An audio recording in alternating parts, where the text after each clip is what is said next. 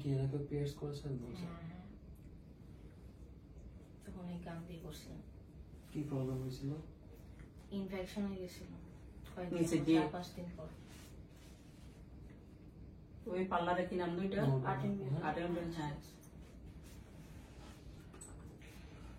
যে মার্কটা করছে পিয়ার্সটা করছে ভুল যায়। হ্যাঁ বলতে সেদিন আমি আর করে দিচ্ছি ভাই, আপনি জানেন আমি এর জন্য আমি আর করে দিচ্ছি যে জিনিসটা।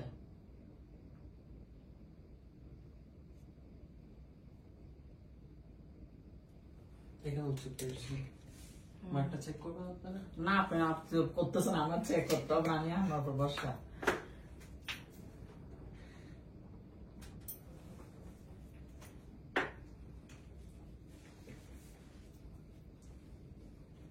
আপনার সবসময় একটা মেইন পেজে যেরকম কি চেয়ারের সাথে চাপ জীবন এইভাবে করে দেন তো আপনারা অভিজ্ঞতা মানুষ।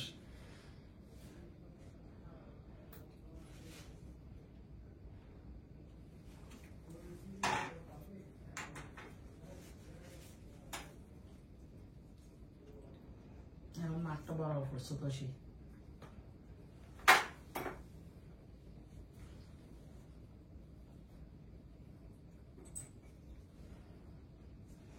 স্কিনটা একটু সেন্সিটিভ বেশি, সেজন্য ভুল করছি। সমস্যা নেই, পিয়ার্স করে একটা কেয়ার দিয়ে দিব, কিছু মেনটেন করবে ওগুলো মিলে যাবে। হ্যাঁ আর একটু খাবার দাবার কি মেনটেন করবো ভাই, আপনি একটু বলে দিন। বলে দিব। হ্যাঁ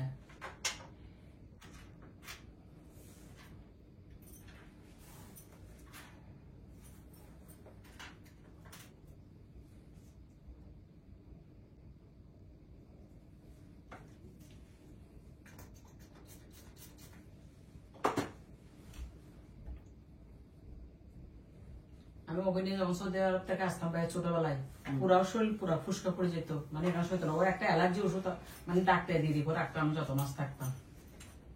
ওর স্কিন এত সেন্সিটিভ।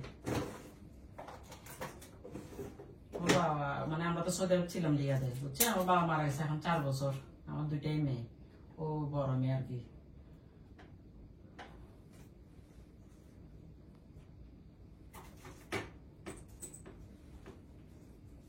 ওই মেডিসিন কোনো জিনিস তেমন করতে পারে না, পুরা একদম পুরা চাক হয়ে যায়। সমস্যা নেই, আমাদের সার্জিক্যাল জুয়েলারি পড়তে পারবে। হ্যাঁ সেটা আর কি, আমি এর জন্য আবার চিন্তা করে আবার ওদিন ইয়ে করলাম। নড়াচড়া করিয়ে না মা, ব্যথা পাবে না, বিসমিল্লাহ বলে।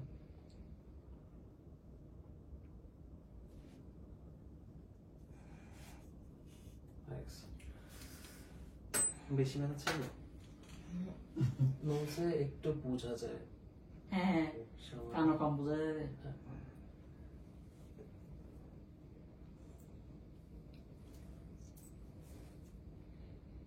ব্যথা পাচ্ছেন?